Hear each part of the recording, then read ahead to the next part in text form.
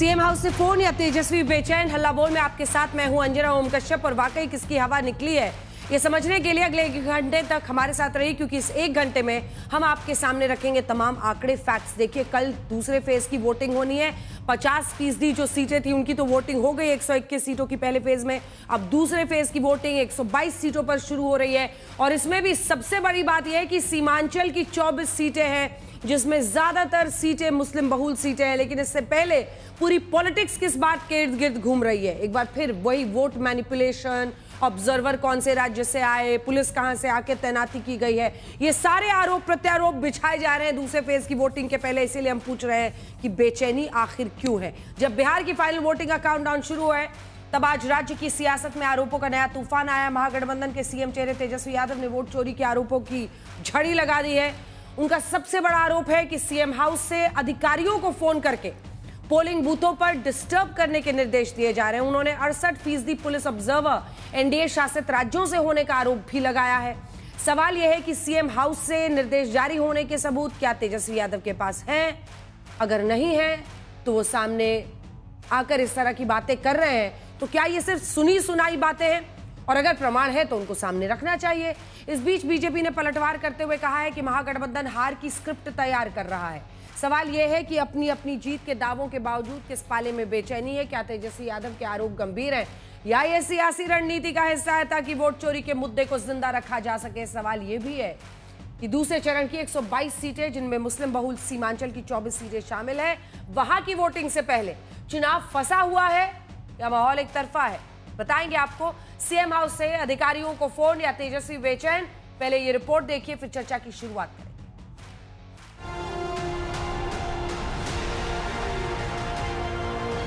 बिहार की final voting से पहले महागठबंधन का आखिरी अस्त्र बना है सीधे मुख्यमंत्री आवास पर तेजस्वी यादव का यह सनसनीखेज आरोप। सीएम हाउस से भी एकाध रिटायर्ड अधिकारियों द्वारा लगातार फोन जा रहा है बड़े बड़े जिला के अधिकारियों को, रेंज वाले जितने अधिकारी हैं, बुलाया जा रहा है, निर्देश दिया जा रहा है। तो ये बौखलाहट बताती है कि ये लोग जाने वाले हैं। तेजस्वी के आरोप सिर्फ यही नहीं, बल्कि उन्हें लग रहा है कि चुनाव में आयोग की वजह से सब कुछ बीजेपी के नियंत्रण में है। बार बार लगभग हर जगह जो है स्ट्रांग रूम का जो सीसीटीवी है वो बंद हो जा रहा है। आखिर क्या कारण है? 243 विधानसभा में 68% पुलिस ऑब्जर्वर बीजेपी शासित राज्यों से।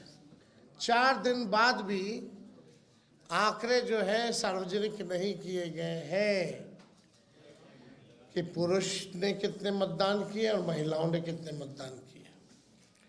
कोई भी ऑफिशियल आंकड़ा नहीं आता। डेरा काहे जमाए हुए हैं गृह मंत्री? देश में थोड़ी और कोई काम है? ये अमित शाह बिहार को उपनिवेश बनाना चाहते हैं, बाहरी लोग कब्जा करना चाहते हैं, बिहारी होने नहीं देगा। इन गंभीर आरोपों को एनडीए ने पूरी तरह खारिज किया है और कहा है कि ये और कुछ नहीं, सिर्फ हार की पटकथा है। देखिए ना, उनको कोई एजेंडा उनके पास, तो पॉलिटिकल आदमी है ही नहीं, राजनीतिक समझदारी भी नहीं है, कोई समझदारी नहीं है।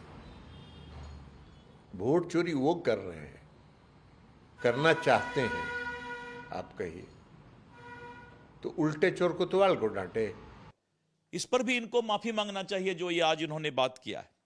और तीसरा कि राहुल गांधी चुनाव आयोग पर आरोप लगाएंगे और तेजस्वी यादव जी पदाधिकारी पर, बिहार के पदाधिकारी पर आरोप लगा रहे हैं। क्या ऐसा नहीं कि ये हताशा में है? इनको लग रहा है, इनको हार का डर अब सताना शुरू कर दिया है। इस बिहार चुनाव में वोट चोरी का आरोप और चुनाव आयोग को कटघरे में खड़े करना विपक्ष के लिए नई बात नहीं। लेकिन दूसरे चरण की 122 सीटों पर वोटिंग के पहले तेजस्वी ने गंभीर आरोप लगाकर ये संकेत दे दिया है कि शायद चुनाव खत्म होने के साथ ये हंगामा अभी न थमे। ब्यूरो रिपोर्ट आज तक। अजय आलोक, राष्ट्रीय प्रवक्ता बीजेपी के, हमारे साथ चर्चा में जुड़ गए। सुरेंद्र राजपूत हमारे साथ जुड़ गए हैं, जो कि कांग्रेस पार्टी के राष्ट्रीय प्रवक्ता हैं। अनुप्रिया यादव प्रवक्ता जेडीयू की नवल किशोर, प्रवक्ता आरजेडी के धीरेन्द्र कुमार, प्रवक्ता एलजेपीआर के हमारे साथ जुड़ गए हैं। अजय आलोक जी, सबसे पहले आप ही के पास आते हुए गंभीर आरोप लगा रहे हैं तेजस्वी यादव। तीन बड़ी बातें जो वो कह रहे हैं। ऑब्जर्वर्स वो कह रहे हैं कि वो बीजेपी शासित राज्यों के आपने 68% भेज दिए। हालांकि चुनाव आयोग का भी पक्ष इस पर आया है, जिसमें उन्होंने तमाम राज्यों की बात की है और ये बताया है कि हर राज्य से प्रोपोर्शनेटली हमने दिया है। पुलिस फोर्सेस की तैनाती को लेकर भी बहुत सारा इल्जाम है, उसमें भी उनका कहना है कि 80% पुलिस तो सेंट्रल आर्म्ड पुलिस फोर्स से है, चुनाव आयोग ने क्या है सीएपीएफ से, 20% राज्यों से है। तीसरी बड़ी बात वो कह रहे हैं कि सीएम दफ्तर से फोन जा रहा है अधिकारियों को। जवाब दीजिए अजय आलोक जी। मुझे आश्चर्य लगता है कि चुनाव की पूर्व संध्या पे जब कल फाइनल फेज का पोलिंग होगा, आप ऐसे बचकाने आरोपों को गंभीर आरोप बता रही हैं। ये हार किसी का रोकती है भाई, ये हार किसी का रोकती है। बड़े भैया के नक्शे कदम पे छोटे बबुआ चल रहे हैं। पहले ईवीएम आया, ईवीएम से चुनाव वोट चोरी आया, वोट चोरी से वोटर लिस्ट आया, अब रहा साग कसर, अधिकारी भी आ गए, पुलिस के जवान भी आ गए। जिस व्यक्ति को ये नहीं पता हो कि सेंट्रल पैरामिलिट्री फोर्सेस हर राज्यों में तैनात रहती हैं और चुनाव के वक्त अलग अलग राज्यों से डिप्यूट किया जाता है। बिहार में क्या दूसरे राज्यों से पहली बार पुलिस आई है? पंजाब पुलिस पहले नहीं आती थी, तमिलनाडु की पुलिस यहाँ आ चुकी है। ये शेयर एक हार का नैरेटिव एक और खड़ा करने का तरीका है। और मैं जान रहा हूं इस चीज को कि जैसे जैसे समय नजदीक आएगा, पोलिंग हो जाएगी और रिजल्ट आने लगेंगे, ये बाल वाल नोचने की तैयारी शुरू कर देंगे। ये लोग बाल वाल नोचना शुरू हो जाएगा, फिर एक दूसरे को इल्जाम लगाना शुरू हो जाएगा, फिर एक दूसरे को गाली गलौज शुरू होगा, फिर लठबंधन टूटेगा, आपस में लठ बजेगा एक दूसरे पे। तो सही में इसको कोई गंभीरता से नहीं ले रहा है।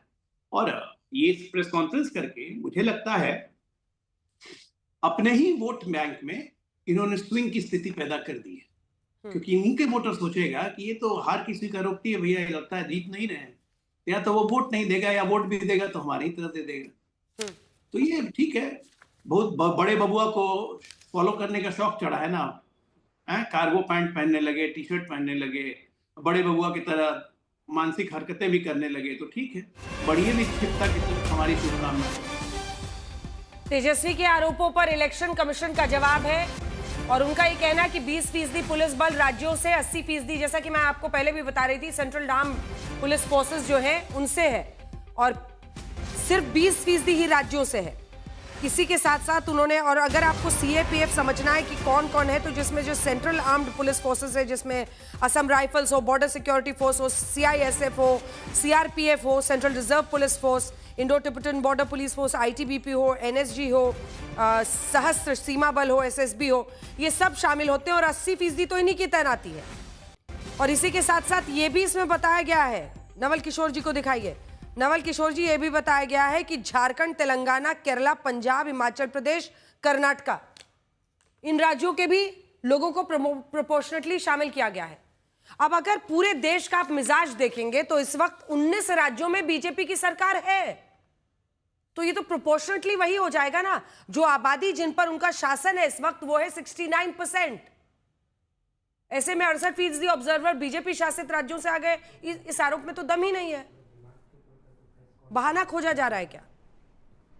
नहीं, इस आरोप में दम नहीं, बहाना तो हम क्या करेंगे, लेकिन जो बातें खुलकर आ रही हैं कि अमित शाह जी खुद यहां पर बैठक कर रहे हैं और जहां बैठक कर रहे हैं वहां पर सीसीटीवी कैमरा ऑफ हो जा रहा है, ये तमाम तरह की जो बातें खुल के सामने आ रही है, इसमें तो कोई ये नई बात नहीं है। और ये पहली बार तो बिहार में कोशिश नहीं करेंगे, पहले भी उन्होंने किया है, 2020 के चुनाव में भी किए गए हैं। आपको पता नहीं है कि 10 घंटा तक डिले किया गया रिजल्ट, और जो लोग जिनको बताया गया कि वो जीत गए हैं उनको हरा दिया गया। पहले बोला गया कि आप जीत गए हैं, फिर आधे घंटे के बाद बोला कि वापस बुलाकर उनको हरा दिया गया। तो ये पहली बार तो कर नहीं रहे हैं। इस बार बिहार की जनता और राष्ट्रीय जनता दल, विपक्ष पूरी तरह से सजग है। हम अपनी बात कह रहे हैं, अगर वो बात गलत है तो आप खंडित कीजिए उसको, लेकिन हमें जो लगता है हम किससे कहेंगे? हमें तो चुनाव आयोग से सवाल पूछते हैं तो भारतीय जनता पार्टी या नागपुर से कुछ लोग उसका जवाब देने चले आते हैं। हमने तो उनसे पूछा नहीं, वो भी एक पॉलिटिकल पार्टी है, हम भी एक पॉलिटिकल पार्टी है। हम जो सवाल पूछते हैं उसका जवाब दीजिए सीधा सीधा।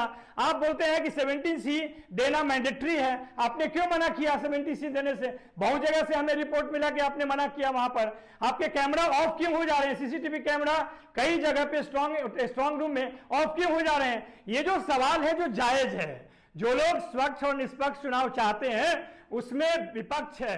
इनको तो इस चुनाव से फायदा हो रहे हैं, पूरे देश स्तर पर फायदा होता है, इन्हें क्या फर्क पड़ता है? ये तो जो अजय आलोक जी कह ही रहे हैं, उनको मालूम है कि कुछ नहीं होगा तो हमारा पार्टी जीत जाएगा, हम कुछ ना कुछ रास्ता अपना ही लेंगे। हमें थोड़े नौकरी देना है, हमें थोड़े रोजगार देना है, हमें थोड़े उद्योग लगाना है, हमें थोड़े पलायन रोकना है, हमें थोड़े जनता का विकास का बात करना है। हम तो बस सत्ता में आते रहेंगे। 20 साल से बिहार में सत्ता में है, सबसे बड़ा बेरोजगार प्रदेश बना देंगे, सबसे बड़ा पलायन प्रदेश बना देंगे। उद्योग अभी कह रहे हैं कि हम चाहेंगे तो चीनी मिल खोलेंगे, 20 साल से क्यों नहीं खोला आपने? हाँ बताइए कि जिस तरह उद्योग अब लगाएंगे आप करें कि मैं आप आएंगे तो हम बाढ़ का निवारण करेंगे। इसका जवाब मैं लूंगी, लेकिन उससे पहले जाने से पहले एक सवाल सिर्फ, क्योंकि आप कह रहे हैं सीएम दफ्तर से फोन गया है, क्या प्रमाण है? कैसे आपको ये जानकारी मिली आपकी पार्टी को, नवल जी? नहीं ये बताया। देखिए प्रमाण तो हम दे देंगे, जब हमें प्रमाण है तभी तो बोल रहे हैं। झूठ बोलने वाले जो पार्टी हैं पूरे देश स्तर पर झूठ बोलते हैं, वो हमसे प्रमाण मांग रहे हैं। कौन नहीं जानता है कि कुछ भ्रष्ट अधिकारी जो है वो सीएम को घेरे हुए हैं, या जो सत्ता में जो भारतीय जनता पार्टी के एजेंट है उनको घेरे हुए हैं। ये पूरे बिहार में एक एक व्यक्ति को पता है और इसी आधार पे हम कह रहे हैं। ठीक है, जवाब दीजिए अजय आलोक जी। इसके बाद आ रही है सुरेंद्र जी और अनुप्रिया जी। अजय आलोक जी, इसका सीधा जवाब दीजिए। अरे पहली बात कि हम क्यों प्रमाण आपसे मांगेंगे भाई? हम जानते हैं आप मानसिक रूप से विक्षिप्त हो गए, इसीलिए आरोप लगा रहे हैं। हम जानते हैं कि आप चुनाव हार चुके हैं, इसलिए आप ये आरोप लगा रहे हैं। आप भी ये खुद मान जानते हैं कि जब चुनाव की घोषणा हुई थी उसी वक्त 243 क्षेत्रों में ऑब्जर्वर नियुक्ति हो गई थी, ये आपको पता है। और आपकी आंख आज खुल रही है कि 243 ऑब्जर्वर में से 68% बीजेपी शासित राज्यों के हैं। ये आपको 15 अक्टूबर को आपकी आंख नहीं खुली, कुंभकर्णी नींद आज खुल रही है। तो हम जान रहे हैं ना कि मानसिक विक्षिप्तता आ गई है आप में, वो बढ़ेगी, हम जानते हैं, उसका भी उपाय करना पड़ेगा। हम लोग चिंता मत कीजिए, सरकार बनने के बाद मानसिक अस्पताल खोलेंगे, हर 6 जिला पे एक बड़ा मानसिक अस्पताल खोलेंगे, जरूरत पड़ेगी, मुझे पता है। और एक बात और बता दूं आपको अंजना जी, लोकसभा चुनाव में इसी कांग्रेस पार्टी ने आरोप लगाया था, कांग्रेस पार्टी ने आरोप लगाया था कि 150 से ज्यादा एसडीएम को गृह मंत्रालय फोन कर रहा है। मांगते रह गए आरोपों का जवाब, चुनाव आयोग रिटर्न देके आरोप का जवाब मांगा, इन्होंने जवाब नहीं दिया कांग्रेस पार्टी ने। और आज यही हरकत फिर से दोबारा हो रही है। मैं याद दिला रहा हूं 2024 लोकसभा खुलेआम कांग्रेस पार्टी ने कहा था कि 150 कलेक्टर्स को फोन किया गया होम मिनिस्ट्री से। चुनाव आयोग ने जवाब मांगा कि आप प्रमाण दीजिए, आज तक जवाब नहीं दे पाए। और यही काम ही, और मैंने बोला ना कि बड़े बबुआ के लाइन पे छोटे बबुआ जा रहे हैं। टी शर्ट लगाओ, आरजेडी घुमाओ। अरे मैं कह रहा हूँ वजन बढ़ने से। चुनाव आयोग की तरफ से एक और जवाब आया, आपको टोक रही हो एक सेकंड। तेजस्वी यादव के आरोपों पर महिला पुरुष वोटिंग के आंकड़े अंतिम चरण के बाद, यानी कल जब 11 तारीख को 122 सीटों पर आखिरी दौर का मतदान खत्म हो जाएगा, उसके बाद कितने महिला कितने पुरुष, ये भी जानकारी कल दी जाएगी। 2020 में आखिरी चरण के बाद जारी हुआ था आंकड़ा, ये चुनाव आयोग ने कहा। स्ट्रांग रूम के सभी सीसीटीवी पूरी तरह से फंक्शनल है। ये चुनाव आयोग ने अपनी तरफ से जहां सीसीटीवी खराब हुए वहां पर ठीक किए गए। 2 लाइन में आलोक जी अपनी बात पूरी कीजिए, मुझे जाना है। सुरेंद्र जी और अनुप्रिया जी, 2 लाइन। मैं कह रहा हूं कि देखिए, वजन बढ़ने से चलने का संतुलन बिगड़ता है, लेकिन दिमाग पे वजन ज्यादा हो जाए ना तो पूरी मानसिक विक्षिप्तता आ जाती है, वही दिख रहा है मुझे। सुरेंद्र राजपूत जी, सीएम हाउस से फोन जाता है, पहले ईवीएम खराब होता था, अब सीएम हाउस से फोन जाता है, ऑब्जर्वर सारे मैनिपुलेटेड हैं, पुलिस मैनिपुलेटेड है, बूथ्स मैनिपुलेटेड हैं। मतलब आरोप, ये जो तैयारी हो रही है, बीजेपी वाले कह रहे हैं कि हार के लिए आप लोग अपना फील्ड सेट कर रहे हैं। अंजना जी, कहते ना कि समझने ही नहीं देती भाजपा हमको सच्चाई, कभी चेहरा नहीं मिलता, कभी दर्पण नहीं मिलता। अब आज की डेट में हमारे ऊपर आरोप लगाए जा रहे हैं कि हम लोग मानसिक रूप से विक्षिप्त हो गए, ये लोग अस्पताल खोलेंगे। अगर अस्पताल खोलने ही थे तो अब तक 20 साल में खोल दिए होते अजय आलोक। आपके यहाँ के गिरिराज सिंह जैसे लोगों का, निशिकांत दुबे जैसे लोगों का, तमाम ऐसे लोगों का इलाज हो जाता। खैर, अगर आपने अस्पताल नहीं खोले हैं तो सारे लोगों को, जो लोग भी मानसिक विक्षिप्त हैं, आगरा में भेज दीजिए, यहाँ योगी जी की ही सरकार है, इलाज करा देंगे मुफ्त में और हर तरीके का इलाज करा। भाषा की सभ्यता रखिए, नंबर 1। नंबर 2, अभी बीच में मैं नहीं बोला अजय आलोक आपके, और सुनिए दूसरी बात, यहां पर प्रॉब्लम ये नहीं है अंजना जी, प्रॉब्लम यहां पर यह है कि ठीक है हम आरोप लगा रहे हैं, हम विपक्ष में हैं, हम आरोप नहीं लगाएंगे तो क्या करेंगे? हमारे पास कौन सा सरकारी संसाधन है? जो हमारे पास जानकारी होती है हम चुनाव आयोग के समक्ष रखते हैं, चाहे वो क्या नाम उसके प्रेस कॉन्फ्रेंस के माध्यम से रखें, चाहे किसी माध्यम से रखें। जवाब देने की जगह पर अगर भारतीय जनता पार्टी हमें चुनावी उसमें समर में मानसिक रूप से विक्षिप्त कहती है तो इससे बड़ा स्पष्ट पता चल रहा है कि ये लोग चुनाव हार चुके हैं, चुनाव एक तरफा है। हम आरोप लगाते हैं कि अगर पहले चरण में भारतीय जनता पार्टी और नरेंद्र मोदी और नीतीश कुमार की सरकार ने वोटिंग स्लो नहीं कराई होती तो 75% से ऊपर मतदान हुआ होता। आप लोगों ने दिखाया गंगा के किनारे कितनी नाव पुलिस ने रोक करके रखी। आप लोगों ने दिखाया अजय सिंह और विजय सिन्हा ने किस तरीके से अपनी ही पार्टी के ऊपर जंगल राज का आरोप लगाया, अपनी ही पार्टी के एसपी को किस तरीके से, अपनी सरकार के एसपी को किस तरीके से घेरा, और आपने ही सबके सामने दिखाया कि किस तरीके से वोट चोरी नहीं, वोट डकैती खुल्लम खुल्ला पहले फेस में हुई। राकेश सिन्हा जैसे लोग पहले जब कंबल ओढ़ करके वोट डालते थे, आज की डेट में खुलेआम वोट भी डालते हैं 2-2 जगह पर और फोटो भी खिंचवाते हैं 2-2 जगह पर। 66 लोगों की तो लिस्ट हमारे पास है, अभी लाखों लोगों की लिस्ट आनी बाकी है जिन लोगों ने फोटो नहीं खिंचवाए। तो वोट चोरी तो स्पष्ट रूप से प्रमाण देने के बाद भी अगर चुनाव आयोग अपने कान में तेल डाल करके सो रहा है और भारतीय जनता पार्टी उसका कोई जवाब नहीं दे रही है तो मानसिक विक्षिप्त आरोपों के पीछे कोई दम भी होना चाहिए ना। सुरेन जी हम आपके सामने नंबर्स रख रहे हैं क्योंकि ये जानकारी ऑन रिकॉर्ड है, कोई मैं अनूठी जानकारी नहीं दे रही हूं। ये सच है, उत्तर प्रदेश से 40 पुलिस कंपनियां आई हैं, 27 गुजरात से, 23, 15 असम से, लेकिन इसी के साथ 23 झारखंड से भी आई हैं जो विपक्ष के शासित राज्य हैं जिसके बारे में उन्होंने नाम ही नहीं लिया। ये देखिए 23 झारखंड से, केरल से 10, पंजाब से 10, सिक्किम से 8, तेलंगाना से 5, कर्नाटक से 5, ऐसे ही हिमाचल प्रदेश से 4।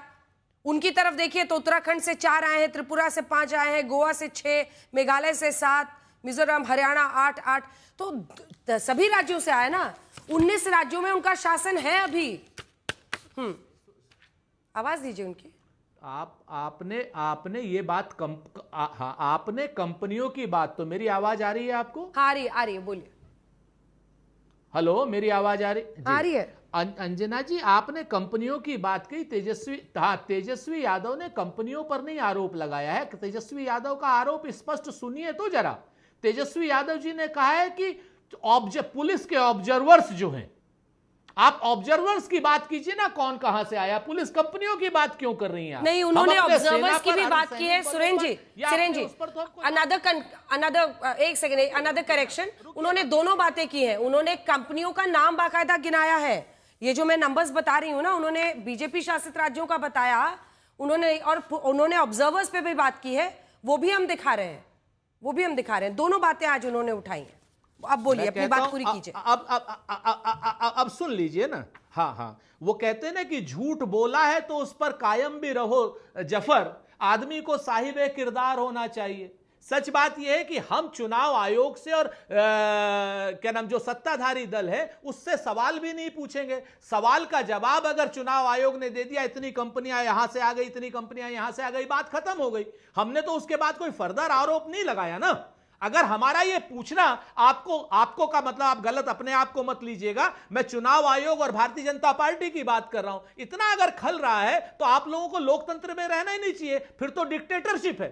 फिर तो आप चाहते हैं कि बगैर चुनाव लड़े आप चुनाव जीत जाइएगा, नहीं जीतने देंगे आपको। और जिस तरीके से आप सीमांचल में, हमारा आज भी हम आरोप लगाते हैं कि सीमांचल के एरिया में हो गया, चाहे जहां जिस दूसरे एरिया में हो, आप चुनाव की वोटिंग स्लो कराना चाहते हैं। अगर चुनाव जीतने की इतनी ही स्थिति होती तो हमारे भाई हैं अजय आलोक जी, चुनाव एक तरफा चुनाव इनकी तरफ होता, अगर हार गए, हम लोग हार रहे होते तो अजय आलोक चुनाव लड़ रहे होते, यहां टीवी पर बैठे क्या कर रहे होते? इन्हें पहले से पता है कि एनडीए हार रहा है। ओम प्रकाश राजभर आज घोषणा कर चुके हैं, एनडीए के साथी हैं। ओम प्रकाश राजभर ने स्पष्ट कहा है कि एनडीए के जो बहुत महत्वपूर्ण साथी हैं, उन्होंने कहा है कि आज आरजेडी की सरकार बन रही है, कांग्रेस पार्टी की सरकार बन रही है। जब 60% से ऊपर वोटिंग होती है तो कांग्रेस की सरकार बनती है। इन सारी बातों पर बात विषयांतर अगर हम लोग करेंगे तो उचित नहीं होगा। आप चाहते हैं सीमांचल में 24 सीटों पर वोटिंग हो रही है, वहां स्लो वोटिंग हो, इनका सीधा आरोप है अभी से।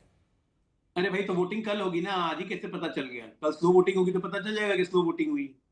गजब हाल है। मतलब पहले आरोप लगा दिया, फिर कहते हैं कि अब जवाब दे दिया तो ठीक है, अब हम कहाँ कुछ कह रहे हैं। मैं इसी को तो मानसिक विक्षिप्तता कह रहा हूँ। एक बात का ये जवाब ऐसे और कोई भी एक जिम्मेदार छोटा व्यक्ति, सा सवाल रहेगा। कोई भी जिम्मेदार व्यक्ति इस तरह के आरोप लगाएगा? आप चुनाव आयोग को छोड़ते नहीं है, संवैधानिक संस्थाओं को छोड़ते नहीं है, अब पुलिस बल पे आगे, पुलिस कंपनियों पे आगे, पुलिस ऑफिसर्स पे आगे। जब सब लोग हम ही से मिले हुए हैं जी, तो कांग्रेस पार्टी चुनाव काहे लड़ती है जी? इटली जाओ। सुरेंद्र जी, मैं आपको दो बातें फिर से कहता हूं, आप फिर से जान लीजिए। मुझे अजय आलोक जी पर हमें लोकतंत्र पर भरोसा है जी। आज की डेट में आप नीतीश कुमार का जितना नकल कर लीजिए जी, नीतीश कुमार जी आपको कुछ नहीं करने वाले जी। आप एक चीज देखिए कि गृह मंत्री सीसीटीवी को बंद करके, यानी अखबारों से ढक करके पटना में तो रह रहे हैं, लेकिन और अधिकारियों से बात कर रहे हैं, और लेकिन गृह मंत्री को यह नहीं पता है कि 3 ISIS के एजेंट गुजरात में कहां से आ गए। गृह मंत्री को यह नहीं पता 300 किलो से ज्यादा RDX दिल्ली की बगल फरीदाबाद में कहां से आ गया। अगर इसका धमाका हो जाता, रास्ते में ही का धमाका हो जाता, पाकिस्तान से लेकर के यहां तक, आज की डेट में जिस तरीके से गृह मंत्री चुनाव मंत्री के रूप में है, गृह मंत्री को तो इस 300 किलो RDX के बाद इस्तीफा दे देना चाहिए। गृह मंत्री आज की डेट में चुनाव लड़वा रहे हैं, यहाँ के अधिकारियों को प्रताड़ित कर रहे हैं, जवाब पकड़ा किसने गया कि आपको ये करना है। एक बिहार में 300 किलो RDX कहां से आया, कोई बताएगा? बिहार में कहावत है अंजना जी, कहां ओल ओल कहां पोल पोल। अभी बात चुनाव की करते करते भाग गए RDX पे। इसी को मैं कहता हूं ना गड़बड़ाने का लक्षण। ये पकड़ा किसने?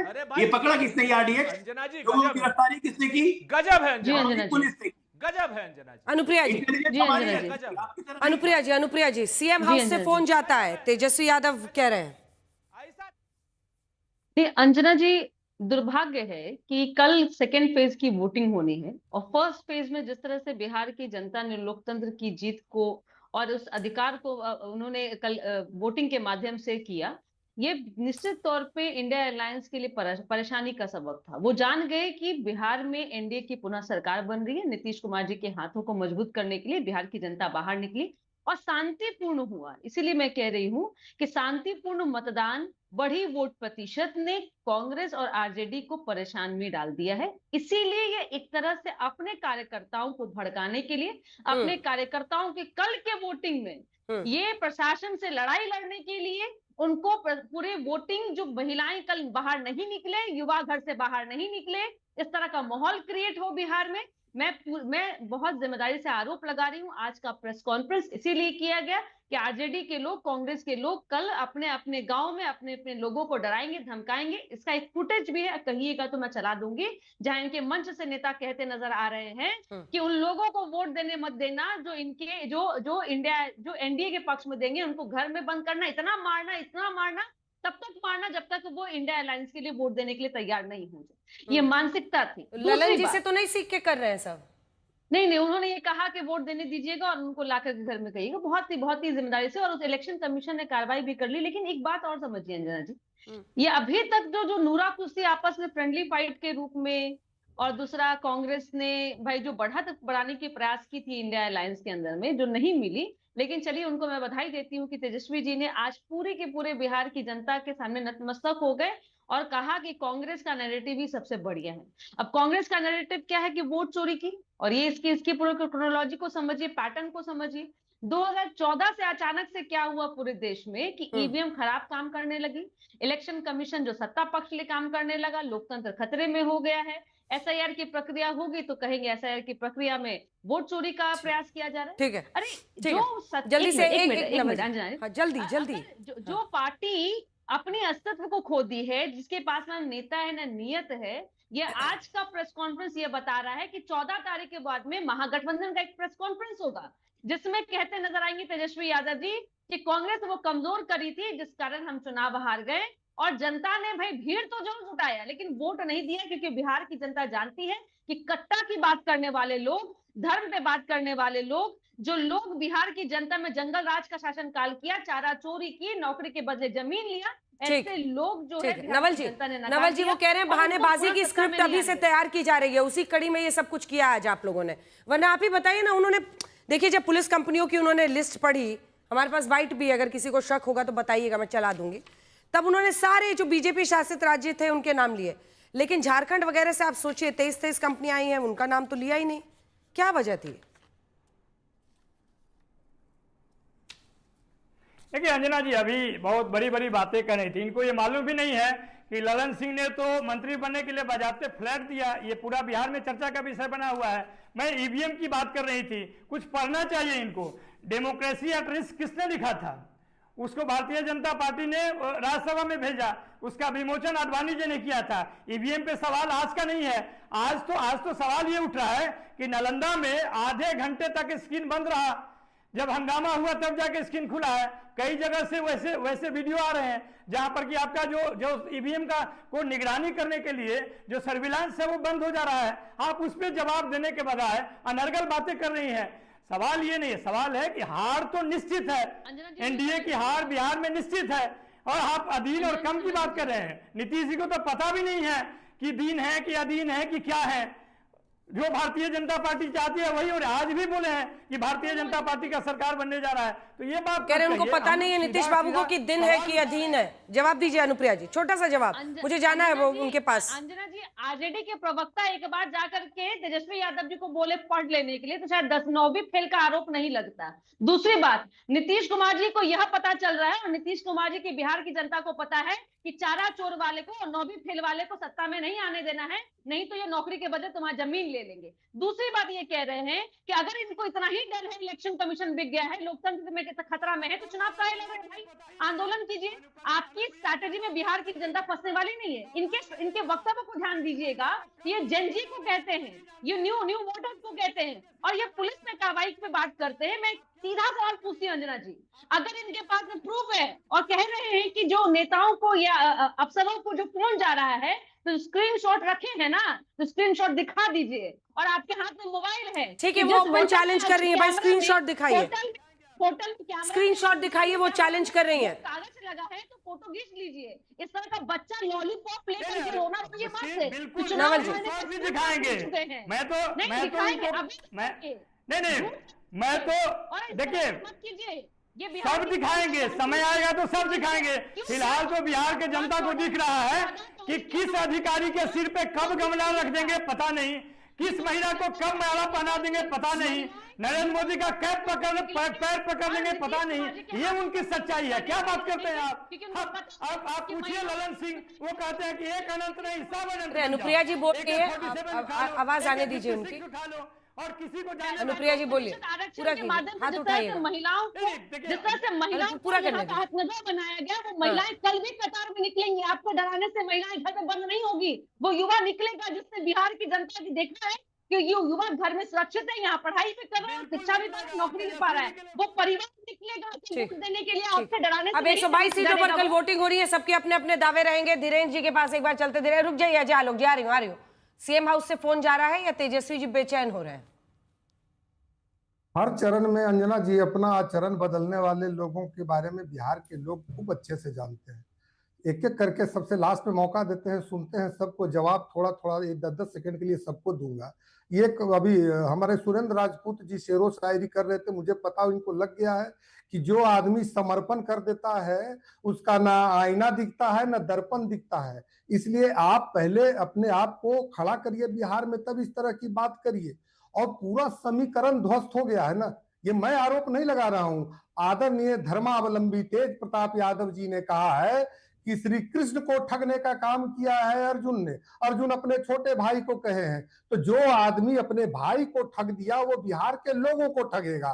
तो इनके आरजेडी के जो कैडर हैं वो उन पर भरोसा नहीं कर रहे हैं। अब आरजेडी के लोगों को अपने कैडर पर भरोसा नहीं है, तो अब ये शॉक ऑब्जर्वर का कैडर खोज रहे हैं अंजना जी, और शॉक अपने ऑब्जर्वर का कैडर खोज रहे हैं, और इस डर का शॉक ऑब्जर्वर खोज रहे हैं। ये इस तरह के लोग हैं। तो बिहार के लोग इनको बहुत अच्छे से जान रहे हैं। और एमओआई समीकरण पूरे तौर पर पहली बार ध्वस्त हुआ है। वाई समीकरण जो सीमांचल की बात कर रहे हैं ना, सीमांचल में सुरेंद्र जी आप थोड़े से खुश हो सकते हैं, आप पर लोग वाई के लोग भरोसा थोड़ा कर रहे हैं, लेकिन राजद से बिल्कुल दूरी बना करके उन्होंने रखा है। और आने वाले चुनाव में एनडीए गठबंधन ने भी 4 सीटें दी है, 4 की 4 सीटें हम जीत करके वहां से आ रहे हैं। मेरी पार्टी भी दी है वहां पे सीट। तो ये नहीं है कि मुसलमान को आप अब डरा सकते हैं। और यादवों को जो जो जो पूरे उनको ढो रहे एनडीए थे। से डराने वाले आ गए हैं मुसलमान को, वारिस पठान जी। और 10 सेकेंड उनका हक दिलाने आए हैं, इंसाफ की बात करने आए हैं, उनको पॉलिटिकल एम्पावरमेंट करने आए हैं, जो ये तथाकथित सेक्युलर पार्टियां नहीं करना चाहती। एक सेकंड इनका हिसाब किताब दिखाइए जरा, इनका पूरा हिसाब किताब पहले दिखाते हैं। 5 सीट पिछली बार जीते थे आप, 24 में से सीमांचल में 5 सीटें जीते थे, और मिनिमम पता है जिस सीट पर आपकी जीत हुई उसमें मिनिमम मुस्लिम पॉपुलेशन जानते हैं क्या था? 64%। तो आपको मिनिमम तो 64% मुस्लिम पॉपुलेशन चाहिए बिहार में एक सीट जीतने के लिए। अब बातें जितनी करा लो, 64 सीटों पर एक 82 की सीट, उसके बाद से सारी सीटें देखिए। अख्तरुल इमानी एक बचे हैं अब आपके पास, अमौर की सीट से वो जीते थे। 70% है वहां मुस्लिम वोटर, तो ये तो आपका हाल है। तो क्या हुआ उसमें? 19 सीटों पर लड़े थे, 5 जीते। इस मर्तबा तो बहुत जीतने वाले आपने देखा नहीं, सभाओं के अंदर भीड़ और पब्लिक की मोहब्बत, लोगों को विकल्प दिख रहा है ओवैसी साहब में मजलिस में। ये लोगों ने उनको जो ये कथित सेक्युलर पार्टियां जो है, जो मुसलमानों के वोटों को अपनी जागीर समझ लिए थे, उनके लिए किया क्या? कुछ नहीं। हिस्सेदारी की बात आई तो कुछ नहीं, चरमपंथी बोल दिया। तेजस्वी यादव ने एक्सट्रीमिस्ट बोल दिया ओवैसी साहब को, पूरे मुसलमानों का अपमान कर दिया।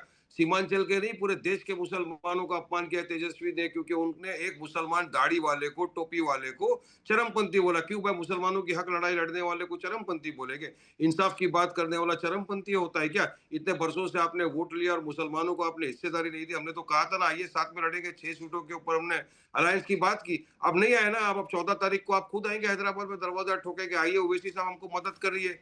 वो भी कभी आप सत्ता के अंदर आने की कोशिश किए तो, क्योंकि हम तो जीतने वाले। 28 प्रत्याशी आपने खड़े किए हैं, 28। हाँ। कितना गैर मुस्लिम को दिया है टिकट?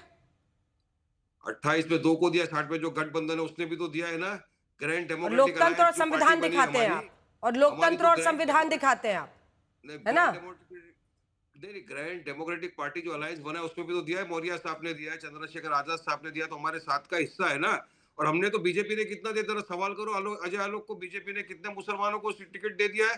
जेडीयू ने तो उनका तो हिसाब किताब बराबर रहता है, 0। किसका? अजय आलोक का। अजय आलोक तो 0। मुसलमानों के सबका साथ सबका विकास, सबके विश्वास की बात करेंगे, लेकिन हकदारी देने की बात आएगी, चुनाव में टिकट देने की बात आएगी तो 0। लेकिन इंटरेस्टिंग है ना कि अगर आप अब सीमांचल की सीटों पर देखिए तो 8 सीटों के आसपास बीजेपी वहां निकाल लेती है अजय आलोक। काउंटर कंसोलिडेशन पर आप डिपेंड करते हैं, इसीलिए घुसपैठियों का मुद्दा उठाते हैं, इसीलिए मुस्लिम को टिकट नहीं देते हैं। जवाब दीजिए। और 5 जेडीयू ने जीती थी कि हाँ ठीक है, मुस्लिम को हम लोगों ने टिकट नहीं दिया, मुसलमान हमें वोट भी नहीं करता है, लेकिन काम हम सब मुसलमानों का करते हैं। सरकार की जितनी योजना है उसका सबका लाभ मुसलमानों को मिलता है। मुसलमान मानेंगे, समय आने पे मानेंगे, तब देखेंगे। वो खैर आज विषय नहीं है। उन्होंने आरोप लगाया कि सीएम हाउस से फोन जा रहा है नीतीश कुमार के यहाँ, और अभी बैठ के नवल जी कह रहे थे कि नीतीश कुमार ना दीन है ना दीन है। नीतीश कुमार को पता ही नहीं है कि दिन है कि रात है। जिसको ये नहीं पता होगा दिन है रात है, वो अफसरों को फोन करेगा। फिर मैं कहता हूं, देखिए इसी को कहते हैं मानसिक रूप से गड़बड़ाना। पहले तय कर लीजिए कि क्या बोलना है, किस लाइन पे रहना है। अपनी लाइन खुद बदल देते हैं। कांग्रेस के प्रवक्ता बात करते करते आरडीएक्स पे चले गए, जो मैंने कहा ना ओल न पोल। इन लोग का दिक्कत ये है कि इनको पता ही नहीं है कि इनको लड़ना किससे है, इनको दोस्ती किससे करनी है, इनकी रणनीति क्या होनी चाहिए। हमारी समस्या नहीं है भाई। आपकी विपत्ति हमारी संपत्ति है ना, उसको तो हम बनाएंगे अपनी संपत्ति। आपकी विपत्ति है। दिक्कत क्या है कि देखिए 9वां फेल को नेता बनाइएगा ना तो इस सब बुद्धि का प्रॉब्लम होता है। अब तेज प्रताप ही कह रहे हैं कि तेजस्वी को कुछ समझ में आता है, उसका दूध का दांत टूटा नहीं है, उसको सिखाना पड़ेगा, बहुत सीखेगा पिताजी की छत्र छाया में। ये सब तो हम नहीं बोल रहे हैं, ये सब हम नहीं बोल रहे हैं। नवल जी, आखिर ये चुनाव और चुनाव की प्रक्रिया और चुनाव आयोग को लेकर तमाम आरोप का ये सिलसिला कब तक चलेगा? पिछली बार सबसे बड़ी पार्टी बिहार में कौन बना? आप ही बने। लोकसभा चुनाव में नतीजे देखिए, जेडीयू और टीडीपी के भरोसे से सरकार चल रही है, 240 इनकी सीटें आई। अगर मैनिपुलेशन जनता भी देखती है ना, और अगर 29,000 औसतन हर सीट पर वोटर ज्यादा आए हैं, तो उनका विश्वास तो चुनाव आयोग चुनावी प्रक्रिया में है ना भाई। वो थोड़ी ना आपके कहने से या कुछ कर देने से कम हो रहा है, वो तो बढ़ चढ़कर आ रहे हैं वोट करने। नहीं देखिए, जब आप येन केन प्रखरीन हर तरह का कोशिश करते हैं और वोट को मैनेज करने का कोशिश करते हैं, हर तरह के संस्थाओं का इस्तेमाल करते हैं, तो हम तो ये कह ही रहे हैं कि आप करने में सफल इसलिए हो जाते हैं कि आप इनकम टैक्स को भी इस्तेमाल करते हैं, ईडी को भी इस्तेमाल करते हैं, सीबीआई को भी इस्तेमाल करते हैं, चुनाव आयोग को भी इस्तेमाल करते हैं, चुनाव आयोग को भी इस्तेमाल करते हैं। कहां छोड़ते हैं ये? अगर इतना ही अच्छा, आधार क्या होगा बताइए? 20 साल में इन्होंने क्या किया है कि लोग जिताते जाएंगे इनको? ये बताएं तो कम से कम। अभी अजय आलोक जी बोल रहे हैं, डॉक्टर हैं, सुनते भी नहीं है, कान तो ठीक करवा लीजिए। उन्होंने बोला कि चीफ मिनिस्टर के घर से फोन जा रहा है, कौन करवा रहा है वो भी बताएं। भूजा पार्टी के लोग हैं, भ्रष्ट अधिकारी हैं, जो बीजेपी के एजेंट है वो करवा रहे हैं। वो कहां कर रहे हैं कि चीफ मिनिस्टर करवा रहे हैं? चीफ मिनिस्टर तो नरेंद्र मोदी जी अपने साथ प्रचार में भी नहीं ले जा रहे हैं। ये कौन नहीं जानता है? आप देखिए, कम से कम सोच समझ के बात कीजिए। जो बात है वो स्पष्ट जनता को दिख रही है। अगर हम सिंगल लार्जेस्ट पार्टी हैं तो है, बहुत पहले से है, कर ही रहे हैं। सरकार बनाने में आपने रोका है, 2020 में हमने देखा है, इस बार रोकने नहीं देंगे और बिहार की जनता हमारे साथ है। पिछले बार हमने ये सब नहीं किया था, इसलिए आप सफल हो गए थे। हम आगाह कर रहे हैं बिहार की जनता को कि ये चोरी करने में माहिर है, कर सकते हैं। अजय आलोक एक जवाब, उसके बाद से मैं सुरेंद्र राजपूत के पास जाऊंगी। ठीक है, ठीक है अजय आलोक, उनके सवालों पर एक जवाब, उसके बाद से मैं जा रही हूँ सुरेंद्र जी के पास। फिर आ दिए में तेल जब खत्म होने, लालटेन में तेल जब खत्म होने लगता है ना, तब फड़फड़ाने ज्यादा लगते हैं। वही हाल हो रहा है, तेल बची नहीं है लालटेन में। फूट गया लालटेन, बह गया तेल, सीएम बनेंगे 9वीं फेल। गजब हालत है। सरकार बनाने जा रहे हैं, ये करने जा रहे हैं, वो करने जा रहे हैं। 25 का आंकड़ा नहीं पार कीजिएगा, लिख लीजिए। 2010 में भी बुरी हाल में जाने वाले हैं आप, ये लिख लीजिएगा। उसके बाद जो शुरू होगा महाभारत लालू परिवार में, उसके लिए तैयारी कीजिए। उस पर भी डिबेट होती रहेगी, आके बचाव कीजिएगा कि बड़का का करे कि छोटका का करे। चुनाव लड़ने का ठिकाना नहीं है, आरोप सब पे। लड़िए चुनाव दम के। सुरेंद्र जी जी दो चीजें हैं। ये बार बार 9वीं फेल की बात कर रहे हैं, तो हम लोग कम से कम एंटायर पॉलिटिकल साइंस के स्टूडेंट नहीं है और चौथी फेल नहीं है। तेजस्वी यादव, इस चीज को समझ लीजिए। और अंजना जी, बिहार में 2 विचारधाराएं काम कर रही हैं। एक विचारधारा भाजपा की और लल्लन सिंह की है, जो कहती है कि बिहार के युवा को अनंत सिंह बनाएंगे, यानी माफिया बनाएंगे, बदमाश बनाएंगे, गुंडा बनाएंगे। और दूसरी विचारधारा हम लोगों की है, जिसको कहते हैं कि हमारे युवा को हाथ में काम देंगे, नौकरी देंगे, उसको एक अच्छा आदमी बनाएंगे। तो बिहार का स्पष्ट संदेश है वो क्या करेंगे।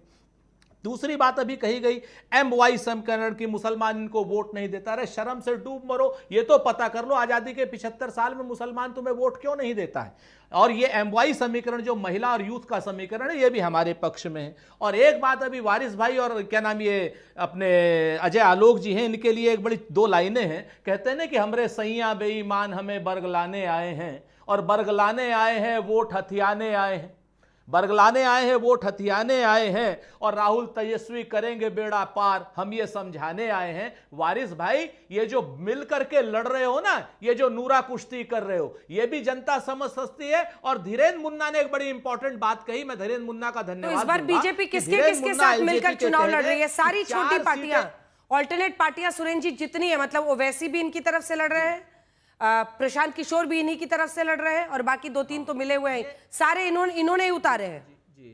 ये चुनाव क्यों लड़ रहे हैं, मुझे समझ में नहीं आ रहा है। हाँ बिल्कुल, पूरी तरीके, क्योंकि शासन सत्ता और जो पूरा का पूरा धन बल, जनबल, ईडी, सीबीआई, ये जितनी की चीजें हैं वो सब इनके साथ लड़ रही है। हमारे साथ सिर्फ जनता का बल लड़ रहा है। अडानी चुनाव इनकी तरफ से लड़वा रहे हैं और हमारी तरफ। दिल्ली के चुनाव में कौन से ओवैसी थे? दिल्ली के चुनाव में ओवैसी नहीं। अंजना जी, आप भी जानती हैं कि दिल्ली के चुनाव में किस तरीके से वोटों की चोरी हुई है। और जो अजय आलोक ये कह रहे हैं लगातार कि हम चुनाव लड़ क्यों रहे हैं, तो अजय आलोक आपको इसी चुनाव लड़ करके हराएंगे। और ये जितना आपका जो क्या नाम अभिमानी चेहरा है, ये अभिमानी चेहरा आप इस चीज को लेकर के नहीं जा पाएंगे। इस चीज को जान लीजिए। और वारिस पठान, आप लोग इस तरह के बिल्कुल जाके इटली चुनाव लड़िए, गठबंधन में शामिल करिए, जाके इटली में चुनाव लड़िए, वहां जनाधार मिल जाएगा।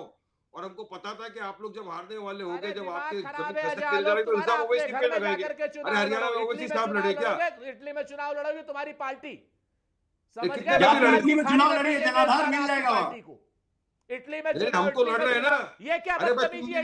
मुसलमानों को, नाना का घर है या आपके नाना का घर है? इटली आपके नाना का है। खाली गरीबी छुआओगे, बात कर रहे हो, गरीबी छुआओगे, चुनाव के वक्त आएंगे, चौपर में बिठाएंगे, यही सब चीजें जो जनता देख रही है। मुसलमान नाना नहीं याद आ गया क्या? हो गया ये, प्लीज विकास क्यों प्लीज नहीं बनाया है? क्यों नहीं प्लीज बनाया? बंद कीजिए, इटली पर चर्चा बंद कीजिए आप लोग, प्लीज इटली पर चर्चा बंद कीजिए। वारिस पठान जी, इसका अदानी में इसका सुरेंद्र अनुप्रिया जी को राजपूत जी ने दिखाइए। जो कहा ना कि सरासर बेबुनियाद इल्जामात इनको लगाने की आदत है। मैंने पहले भी कहा था अंजना जी, ये लोग बाद में हम पे इल्जाम भी लगाएंगे। हमने पहले ही कहा था आओ गठबंधन का हमको हिस्सा बनाओ। 6 सीट मांगी थी ना, लेकिन आपको घमंड गुरूर से नीचे कहाँ उतरते हो? हरियाणा में हम कहा क्यों चुपड़ा साफ हो गया आपका पूरी तरह। महाराष्ट्र में 48 लोकसभा की सीटें थी, एक भी मुसलमान को आप लोगों ने नहीं दिया पिछले टाइम। क्यों नहीं दिया मुसलमानों को? आप मुसलमानों ठीक को है, नहीं इस पर मुझे एक नवल किशोर से जवाब लेना है। एक सेकंड सुरेंद्र जी, एक सेकंड नवल जी, 4 सीट वाले आप मुकेश सैनी जो पिछली बार 4 सीट जीते थे उनको शामिल करते थे, डेप्यूटी सीएम का कैंडिडेट भी बना देते हैं, लेकिन पॉलिटिकली अछूत की तरह क्यों AIMIM को ट्रीट करते हैं? वो तो कह रहे हैं कि, और चिट्ठी दिखाई थी उन्होंने, शामिल होना चाह रहे थे महागठबंधन में। देखिए अंजना जी, अलायंस जब भी होता है ना, वो वैचारिकी के तौर पे होता है। ऐसे कहने से और चिट्ठी लिखने से तो अलायंस होता नहीं है। ये तो आपने सुना है क्या कि चिट्ठी लिखने से कोई अलायंस हो सकता है? अलायंस होने के लिए बैठकें होती हैं, आपके जो इतिहास है, पृष्ठभूमि है, वैचारिक पृष्ठभूमि है, उसके आधार पे होता है। जो लोग एक रंगीन तरह से बात करेंगे भारतीय जनता पार्टी के साथ। अनुप्रिया जी जल्दी से आपका रिएक्शन। नहीं, इन्होंने जो नीतीश कुमार जी के बारे में कहा, अंजना जी, उस समय आप बिहार में थी जब बारिश हो रहा था, जब तमाम महागठबंधन के लोग घर में बैठे थे, नीतीश कुमार जी रोड शो कर करके जनता के बीच में वो मिल रहे थे और प्रचार कर रहे थे, हमने काम क्या किया। अब देखिए, मुसलमानों पे एक बात मैं बोलना चाहूंगी कि नवल किशोर जी के यहाँ पार्टी में बहुत मुसलमान है, लेकिन वहां दीन अधीन बन के बैठे हैं। ये कि जब सत्ता संभालने की बारी आएगी, नेता प्रतिपक्ष का जब चेहरा बनाना होगा, तो लालू परिवार से बाहर का लोग नहीं रहेगा। अब्दुल बारी सिद्दीकी टाइप के जो लोग हैं इनके यहाँ दीन अधीन बन के रहे। मुस्लिम वोटों के लिए भी लड़ाई हो रही है, घुसपैठियों का मुद्दा भी हिंदू कंसोलिडेशन के लिए उठाया जा रहा है। कल 122 सीटों पर वोटिंग होनी है, जिसमें सीमांचल की भी 24 सीटें हैं, और आरोप तो आप देख ही रहे हैं वोट को लेकर, चुनाव आयोग को लेकर जारी है। देखते रहिए आज तक, देश का सर्वश्रेष्ठ न्यूज चैनल।